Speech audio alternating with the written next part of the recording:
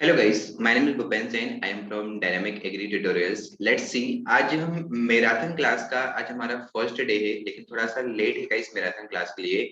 ये series specially 45 दिनों के लिए जो चलाया गया है, स्पेशली आप लोगों के लिए ही चलाया जा रहा है। वह बच्चे जो यूपी के टेट या तो सीयूटी के अंतर्गत जैसे बीएचयू, टीएनयू और भी अदर स्टेट के एग्जामिनेशन यदि आप देना चाहोगे तो एमएससी के लिए बहुत ही हेल्पफुल रहेंगे। एज वेल एज यदि हम बात करेंगे तो जो कॉम्पिटेटिव बेस्ड एग्जाम होते हैं जैसे आपका नाबार्ड, इफ्को, एनएससी वगैरह, इसके लिए भी ये जो वीडियो होगा इस बहुत ही हेल्पफुल रहेगा। तो आप अपने कलीग से मित्रगण को ये वीडियो शेयर कर सकते हो, ठीक है। तो लेट्स सी, बिगर देरी किए बिना हम लोग स्टार्ट करते हैं सेशन का बहुत ही जबरदस्त तरीके से। चलिए,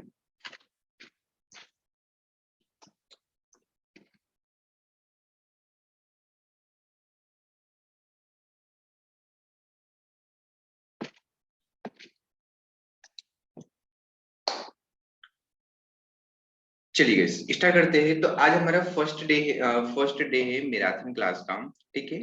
तो स्पेशली एग्रीकल्चर के लिए ये सीरीज चलाया जा रहा है। इंडिया के आप किसी भी स्टेट से बिलोंग कर रहे हो गाइस, तो आपके लिए सबसे ज्यादा इंपॉर्टेंट रहेगा यहाँ। टोटल ये सीरीज जो चलेगा गाइस, ये कितने दिनों के लिए चलेगा? 45 दिनों के लिए ये सीरीज चलेगा, ठीक है। तो आप सभी लोगों का स्वागत है। स्टार्ट करते हैं हम लोग। देखो, 15 जून से आज से चलेगा तो 31 जुलाई तक ये सीरीज कंटिन्यू बना हुआ रहेगा, ठीक है। तो बिगर देरी किए हुए आप सभी लोगों का इस मैराथन क्लास में गाइस स्वागत है। लेट्स सी। चलिए, तो क्यूज हमारे पास कैसे रहेंगे? ऑब्जेक्टिव क्यूज गाइस रहेंगे। देखो, सबसे पहला हमारा क्यूज यहाँ पे दिया गया है। तो देखो, फर्स्ट हमारा क्यूज आपकी स्क्रीन पे शो हो चुका होगा, ठीक है। तो मतलब यहाँ पे ऑप्शन भी दिए गए हैं। ऑप्शन में हम देखेंगे भी चार, मतलब इसके चारों के चार ऑप्शन यहाँ पे क्या दिए गए हैं। तो देखो, फर्स्ट यदि हम बात करेंगे कि रिक्लेमिनेशन, फर्स्ट हमारा जो क्यूज है, reclamation disease occurs in newly reclaimed, है ना। तो सबसे पहले आप लोग ये देखो कि जो रिक्लेमिनेशन डिसीज होता है ये किस में होता है। रिक्लेमिनेशन डिसीज की यदि हम बात करेंगे इस, तो ये व्हीट क्रॉप में स्पेशली इसको ऑब्जर्व किया जाता है। और किस कारण से होता है? कॉपर डिफिशियंसी के कारण होता है। अब देखो, कॉपर डिफिशियंसी की यदि हम बात करेंगे तो आप सभी लोग बताओ कि कॉपर की कमी जो रहती है मेनली कहाँ पे पाई जाती है? या तो डिसीज जो लग रहा है, तो डिसीज किससे रिलेटेड बनेगा आपका? अरे, जो डिसीज डिसीज रिलेटेड बनेगा वो किसी टीश्यू या ऊतक से बनेगा, कि कोई भी डिसीज जब अटैक करता है तो टिश्यू या तो ऊतक में अटैक करेगा। तो यहाँ पे जो हिस्टोसोल होगा, तो हिस्टोसोल क्या होगा यहाँ पे? द मोस्ट इसका राइट आंसर होगा इस, तो इसको आप जरूर ध्यान रखना है। यहाँ पे बहुत ही इंपॉर्टेंट क्वेश्चन है। और इस सीरीज में हम एग्जाम ओरिएंटेड क्यूज का हम डिस्कशन करेंगे इस, ठीक है। तो रिक्लेमेशन डिसीज अकर्स इज, यहाँ पे इसका फाइनल आंसर क्या होगा? हिस्टोसोल इसका आंसर होगा, ठीक है। Let's see, second number question पे हम डिस्कशन करेंगे। For tuberization point of view potato is required, ठीक है। तो आपको बताना है कि ट्यूबराइजेशन के अनुसार पोटैटो कैसा रिक्वायर्ड होगा यहाँ पे, ठीक है। शॉर्ट डे प्लांट है, लॉन्ग डे प्लांट है, इंटरमीडिएट प्लांट है, या नन ऑफ दिस है, ठीक है। वीडियो को आप पॉज कर लीजिए और बढ़िया से आप लोग आंसर दीजिए, फिर वीडियो को छोड़ दीजिए। आप लोग देखिएगा आपके कितने क्वेश्चन यहाँ पे राइट होते हैं, ठीक है। तो और कमेंट में हमको बताइएगा अभी कि सर मेरे इतने क्वेश्चन यहाँ पे राइट हुए हैं, ठीक है। चलिए, तो ट्यूबराइजेशन की हम बात करेंगे तो ट्यूबराइजेशन ध्यान रखना है, स्पेशली पोटैटो की हम बात करेंगे इस। तो देखो, पोटैटो वैसे तो क्या होता है, लॉन्ग डे प्लांट होगा। पोटैटो की यदि हम बात करेंगे तो पोटैटो क्या होगा? वैसे लॉन्ग डे प्लांट होगा। बट स्पेशली हम ट्यूबराइजेशन की हम बात करें तो ट्यूबराइजेशन के लिए स्पेशली जो पोटैटो होता है वो कैसा होता है? शॉर्ट डे प्लांट होगा। तो यहाँ पे क्या होगा? ऑप्शन नंबर ए जो होगा ये क्या होगा? राइट आंसर होगा, ठीक है। आप सभी लोग जानते हो गाइस कि जो पोटैटो होता है, पोटैटो में हम एक प्रोसेस करते हैं, बहुत ही इंपॉर्टेंट प्रोसेस माना जाता है। वो कौन सा होता है? अर्थिंग अप होगा। You know guys, earthing up. Earthing up जो होता है मतलब 45 डेज आफ्टर सोइंग, सोइंग के 45 दिन के बाद ये प्रोसेस किया जाता है अर्थिंग अप। जैसे क्या होता है कि जो मिट्टी वगैरह होता है तो मिट्टी उसमें पूरी तरीके से उसको बरीड कर दिया। एक पोटैटो है, इस पोटैटो को पूरी तरीके से मिट्टी में बरीड कर दिया जाएगा। सो क्या होगा कि गाइस की जो सन एक्सपोजर होगा, तो सन एक्सपोजर को यहाँ पे रोका जा सकता है। सपोज करो कि सन एक्सपोजर को यहाँ पे प्रिवेंट नहीं करेंगे तो यहाँ पे ये जो पोटैटो होगा, ये पोटैटो का पिगमेंट कैसे हो जाएगा? यहाँ पे ग्रीन कलर हो जाएगा। तो ग्रीन कलर जो होता है किस कारण से होता है? सोलिन के कारण होता है, ठीक है। तो ये एक्स्ट्रा चीजें भी मैं आपको बताते जाऊंगा, तो इसको भी आप लोग नोट करते जाइए। ध्यान रखना, वेरी इंपॉर्टेंट है। यदि पूछेगा पोटैटो में ग्रीन पिगमेंट किस कारण से होता है? सोलेनिन के कारण होगा। और सोलेनिन सपोज करो कि हमारी बॉडी में यदि 20 मिलीग्राम, हमारी बॉडी में यदि 20 मिलीग्राम से ज्यादा चले जाता है तो हमारे लिए क्या होता है? हार्मफुल होता है guys। इसको भी नोट करना बहुत ही इंपॉर्टेंट है, ठीक है। चलिए, अगले हमारा जो क्यूज रहेगा, बताइएगा इसका आंसर क्या आएगा। देखो क्या बोल रहा है नेक्स्ट हमारा जो क्यूज है, पढ़िए आप लोग। देखो क्यूज क्या है कि इन land capability classification system second class us represented by colour, मतलब सेकंड क्लास में कौन सा कलर होता है। जैसे आप जानते हो कि भाई हमारे इसमें 8 क्लास टोटल होता है, first second third fourth fifth seven six seven eight, ऐसी टोटल हमारी क्लास होती है। तो देखो जो आपकी फर्स्ट जो क्लास होती है, तो फर्स्ट क्लास में मतलब ग्रीन कलर होता है, वहां पे ग्रीन क्योंकि सबसे बेस्ट हो जाता है, तो फर्स्ट क्लास को ग्रीन टेक दिया जाएगा। लेकिन सेकंड कलर की हम बात करेंगे तो सेकंड क्लास को हम देते हैं येलो कलर देते हैं यहाँ पे, पर यहाँ पे तो येलो ऑप्शन में नहीं है गाइस। तो फिर यहाँ पे क्या लगाइएगा आप लोग, ब्राउन लगाइएगा। तो यहाँ पे ऑप्शन जो राइट आंसर होगा वो राइट आंसर क्या होगा, ब्राउन यहाँ पे राइट आंसर होगा। ठीक है, तो इसको जरूर ध्यान रखना, सबसे ज्यादा इंपॉर्टेंट है। आगे भी हम बात करेंगे। अब देखो लैंड कैपेबिलिटी में टोटल 8 क्लासेस होगा यहाँ पे, है ना। तो फर्स्ट जो क्लास होता है, तो फर्स्ट क्लास में कौन सी सॉइल पाया जाता है, आपका एलुवियल सॉइल पाया जाएगा। आप लोग मेरे को सॉरी जो कमेंट जो सेकंड क्लास होता है, तो सेकंड क्लास में जो सॉइल पाया जाएगा वो सॉइल कौन सा होता है, ब्लैक सॉइल होता है। मैं आपको बोल रहा था कि कमेंट में बताइए, फिर मैंने बता दिया, ठीक, कोई दिक्कत नहीं है। तो ध्यान रखना कि सेकंड जो क्लास होता है, तो सेकंड क्लास में कौन सी सॉइल पाई जाती है, इसमें ब्लैक सॉइल इसमें पाई जाती है। ठीक है, आगे भी हम बात करेंगे। हमारा फोर्थ क्यूज है आज का, बहुत ही एकदम जबरदस्त क्यूज है गाइस। देखो आने की इसकी पूरी पॉसिबिलिटी यहाँ पे बन रही है कि Indian seed act came into force through out the country. मतलब बस इंडियन जो सीड एक्ट आया था, ये पूरी कंट्री में कब फैला, तो कब फैला था, ये जो फैला था देखो 19 मार्च 1963 को। तो ये क्या हुआ था भाई, स्टेबलाइज्ड हुआ था। यदि पूछेगा नेशनल सीड कॉर्पोरेशन कब स्टेबलाइज्ड हुआ, तो नेशनल सीड कॉर्पोरेशन 19 मार्च 1963 को स्टेबलाइज्ड हुआ था। 66 में उसका एक्ट आ गया था। और 30 दिसंबर की हम बात करेंगे तो 30 दिसंबर में तो कुछ हुआ नहीं था, हाँ, लेकिन 30 दिसंबर 1983 की हम बात करेंगे, लिख लेना आप लोग कि 30 दिसंबर 1983 की हम बात करेंगे। तो यहाँ पे ऑर्डर आया था और फाइनली इसको जब अप्लाई किया गया था, यहाँ पे ध्यान रखना पूरी कंट्री में, तो 2 अक्टूबर 1969 को इसको पूरी कंट्री में अप्लाई कर दिया था। तो यहाँ पे ऑप्शन नंबर क्या होगा, ऑप्शन नंबर जो थर्ड होगा मोस्ट अप्रोप्रिएट आंसर होगा। ठीक है, चलिए तो आगे हम बढ़ते हैं। देखो क्या बोल रहा है नेक्स्ट हमारा, ये जेनेटिक्स का क्यूज है, बहुत ही बढ़िया क्यूज है कि in complementary gene action F2 phenotype, मतलब कम्प्लीमेंट्री का यहाँ पे रेशियो क्या रहेगा F2 के लिए, तो कितना रहता है यहाँ पे 9:7 रहता है। ठीक है, जैसे 9:7 भी होता है किसी का, किसी का क्या रहता है 3:1 भी होता है। जैसे हम बात करेंगे इनिबिटरी की हम बात करेंगे तो उसको कितना रहता है 3:1 रहता है ना। तो इस प्रकार से अलग अलग होते हैं जो सबसे ज्यादा इंपॉर्टेंट माने जाते हैं गाइस। यहाँ से भी क्यूज वगैरह बन जाएंगे, आप लोग इसको पढ़िएगा, वेरी इंपॉर्टेंट है। ठीक है, चलिए तो ये 5 क्वेश्चन हमारे कंप्लीट होते हैं। नेक्स्ट हम स्टार्ट करते हैं। यहाँ पे नीचे आंसर भी दिए गए हैं, देखिए सारे के सारे नीचे आंसर दिए गए हैं। आप लोग इसको एक बार वीडियो को पॉज कर लीजिए और बढ़िया से देख लीजिए।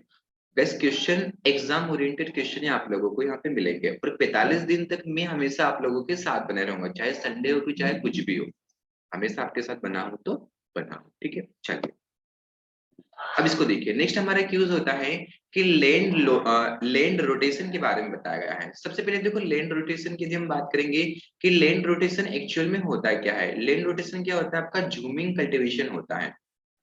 जूम कल्टीवेशन बोल दो, इसको क्या बोल दो, लैंड रोटेशन बोल दो, है ना। तो ये जो होता है कि जो जूमिंग कल्टीवेशन की हम बात करेंगे या तो लैंड रोटेशन की हम बात करेंगे, तो ये जो खेती की जाती है ये नागालैंड में स्पेशली की जाती है। नागालैंड की भी हम बात करेंगे, वहाँ पे जो ट्राइबल लोग रहते हैं, तो इस ट्राइबल लोगों के द्वारा ये खेती वहां पे अपनाते हैं guys, ठीक है। तो ये ध्यान रखना है कि कहाँ पे रीजन में की जाती है, तो कौन सा रीजन आता है आपका, जो नॉर्थ ईस्ट रीजन होता है। तो नॉर्थ ईस्ट रीजन में जो खेती की जाती है वो कौन सा होता है, लैंड रोटेशन। लैंड रोटेशन को हम जूमिंग कल्टीवेशन भी हम बोल सकेंगे, इसके उधर नाम लिख लेना कि लैंड रोटेशन को हम जूमिंग कल्टीवेशन बोलेंगे, या तो इसी को हम क्या बोलते हैं, शिफ्टिंग कल्टीवेशन भी हम बोल देंगे। लिख लो शिफ्टिंग कल्टीवेशन, ये लैंड रोटेशन का ही क्या होता है, उधर नेम होता है। ठीक है, तो बढ़िया से ध्यान रखना, वेरी इंपॉर्टेंट क्यूज है गाइस। ठीक है, चलिए आगे हम बढ़ते हैं। नेक्स्ट हमारा क्यूज होता है 7 नंबर का, जो हमारा क्यूज होगा, ठीक है। 7 नंबर का जो हमारा क्यूज होगा कि reserve bank of India came into existence in the year, मतलब रिजर्व बैंक ऑफ इंडिया को कब यहाँ पे उसको एक्सिस्टेंस में आया था। एक्सिस्टेंस मतलब क्या होता है, कब वो अस्तित्व में आया था। तो जो आरबीआई की यदि हम बात करें तो ध्यान रखना, आरबीआई जो फाइनली स्टेबलाइज्ड हुआ था 1 अप्रैल 1935 को ये स्टेबलाइज्ड हो चुका था। और आरबीआई का जो नेशनलाइजेशन यदि पूछेगा कि बताओ इसके नेशनलाइजेशन कब किया गया था, तो इसका नेशनलाइजेशन जो किया गया था 1 जनवरी 1 जनवरी 1949 को इसका क्या किया गया था, नेशनलाइजेशन किया गया था गाइस, ठीक है। तो इस क्वेश्चन को भी ध्यान रखना। लेकिन आरबीआई की सेटअप की हम बात करेंगे तो सेटअप क्या किया गया था, 1 अप्रैल 1935 को मुंबई में इसका किया गया था, ठीक है। तो बढ़िया से इस क्वेश्चन को भी नोट कर लीजिए, जो एक्स्ट्रा में क्यूज बताते जा रहा हूँ उसको भी आप लोग नोट करते जाइए।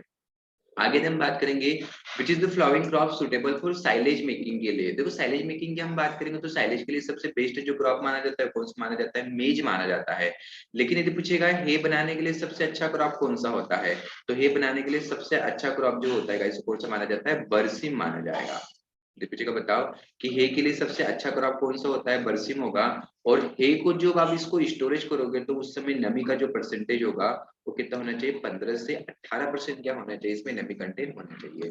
तो ये भी सबसे इंपॉर्टेंट क्यूज है, इसको भी आप लोग नोट कर लीजिएगा। इसकी साइलेज मेकिंग के लिए सबसे बेस्ट मेज होता है, और हे बनाने के लिए सबसे अच्छा जो माना जाता है कौन सा होता है, बरसीम होता है, ठीक है। तो 8 नंबर हमारा क्वेश्चन क्या होता है यहाँ पे कंप्लीट होता है। आगे हम डिस्कशन करते हैं। देखो एक वेराइटी दिया गया है, Birbal Sahni is a variety of, Birbal Sahni किसकी वेराइटी है, तो बिरबल सहनी जो वेराइटी है ये किसकी वेराइटी है, क्राइसेंथेमम की है ना गाइस। तो देखो ये कह रहेंगे कि हमारे क्यूज ऐसे आप लोगों को मिलते रहेंगे, जो ओरल से मिलेंगे, ओरल व्यू आप लोगों को मिलते रहेंगे, जो आपको एग्जाम के लिए मोस्ट सुटेबल रहेंगे गाइस, है ना। तो ध्यान रखना, बहुत ही ज्यादा इंपॉर्टेंट रहेंगे। सबसे पहले देखो बिरबल सहनी की यदि हम बात करेंगे तो बिरबल सहनी यदि पूछा जाता है कि ये एक फादर मतलब फादर भी माने जाएंगे, ये फादर किसके होते हैं, फोसिल्स के फादर होंगे। यदि फोसिल्स मतलब क्या होते हैं, जो जीवाश्म वगैरह होते हैं।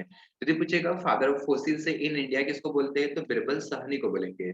और फोसिल्स की स्टडी क्या कहलाता है, प्लेनेटोलॉजी कहलाता है। फोसिल्स की स्टडी को हम क्या बोलेंगे, प्लेनेटोलॉजी बोलेंगे। तो ध्यान रखना प्लेटोलॉजी, प्लेनेटोलॉजी रहेगा, फोसिल्स फोसिल्स की स्टडी को बोलेंगे। यदि पूछेगा प्लेनेटोलॉजी के फादर इंडिया में कौन है, तो इंडिया में इसके फादर कौन है, बिरबल साहनी। और बिरबल साहनी एक मोस्ट इंपोर्टेंट वेरायटी है गाइस, ये किसकी वेरायटी मानी जाती है, क्राइसेंथेमम की एक वेरायटी है, ठीक है। इसको जरूर ध्यान रखना है यहाँ पे। आगे दिन बात करेंगे फ्रूट नेक्रोसिस इस आउला ड्यू टू किस कारण से होता है गाइस। तो ध्यान रखना कि फ्रूट जो नेक्रोसिस होता है ये किस कारण से होता है, बोरान की कमी के कारण होता है। आप सभी ध्यान रखना कि जहाँ पे भी नेक्रोसिस टर्म आता है, एक्चुअली में नेक्रोसिस में क्या होता है गाइस कि प्लांट की जो सेल या तो टिश्यू रहता है, अरे प्लांट में क्या होता है कि सेल या तो क्या रहता है, जो टिश्यू रहता है, तो सेल या टिश्यू की डेट होना ही क्या कहलाता है, नेक्रोसिस कहलाता है। और ध्यान रखना सभी जो नेक्रोसिस का जो कारण होता है वो क्या होता है, बोरान की कमी के कारण ही क्या होता है गाइस, नेक्रोसिस होता है, ठीक है। आपको पता है गाइस निकिल के बारे में, निकिल जो होता है 17वां एलिमेंट होगा भाई। टोटल हमारे पास कितने होते हैं, यदि पूछेगा प्लांट को सर्वाइव करने के लिए 90 से मतलब आपका 1939 1939 आनंद तो स्टार्ट के अनुसार कितनी संख्या थी, 16 थी। लेकिन अभी प्रेजेंटली में जो संख्या हो गई है उसमें नया एक और एलिमेंट जोड़ दिया गया है, तो टोटल कितनी संख्या हो गई है, 17 एलिमेंट हो चुके प्लांट की प्रॉपरली ग्रोथ के लिए, ठीक है। तो देखो ऐसे हम 10-10 क्वेश्चन हम करते जाएंगे। आप लोग डेली की मतलब इस क्वेश्चनों को स्क्रीनशॉट लेना आप लोग, है ना, और प्रॉपरली इसको नोट करके लिखना। डेली का हम क्या करेंगे, करीबन 10-10 क्वेश्चन हम लोग यूज करते जाएंगे, ताकि आप लोगों को भी क्या होगा, जो एग्जाम होंगे आपके अपकमिंग जो एग्जाम रहेगा उसमें क्या रहेगा, मोस्ट सुटेबल रहेगा, ठीक है। नीचे यहाँ पे क्यूज मैंने ऑलरेडी मतलब इसके आंसर शो कर दिए, आप लोग इसको बढ़िया से देखिएगा, वीडियो को पॉज कीजिए। बाकी आज तो थोड़ा लेट हो गया था, बाकी नेक्स्ट जो कल से होगा तो कल का शेड्यूल क्या रहेगा, आपको प्रॉपरली एकदम मेंटेन मिलेगा, ठीक है। तो इसको एकदम बढ़िया से नोट कर लीजिए गाइस। और यदि किसी को डाउट एंड क्वेरी लगता है तो मेरे को कमेंट में बताइए सर यहाँ पे कुछ क्वेरी वगैरह है। और यदि आप टेस्ट सीरीज यदि ज्वाइन करना चाहेंगे तो प्ले स्टोर से डायनामिक एग्री ट्यूटोरियल डालिए, एप्लीकेशन वहां से डाउनलोड कीजिए, आप लोग गाइस वहां पे विजिट कर सकते हैं गाइस, ठीक है। तो आज का गाइस जो क्या होता है हमारा ये जो सेशन होता है, आज का सेशन क्या होता है हमारा कंप्लीट होता है यहाँ पे। आप इंडिया के किसी भी कोने से बिलोंग कर रहे हैं तो ये सेशन जो रहेगा आपके लिए सबसे ज्यादा इंपॉर्टेंट होगा गाइस, ठीक है। 45 दिन का सीरीज है, एग्रीकल्चर मैराथन क्लास है गाइस, ठीक है।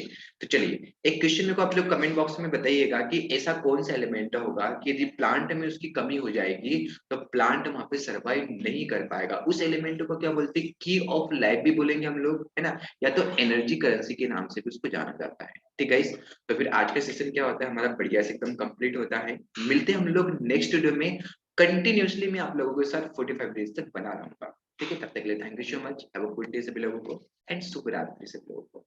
नाइट हो रही है, शुभ रात्रि, थैंक यू।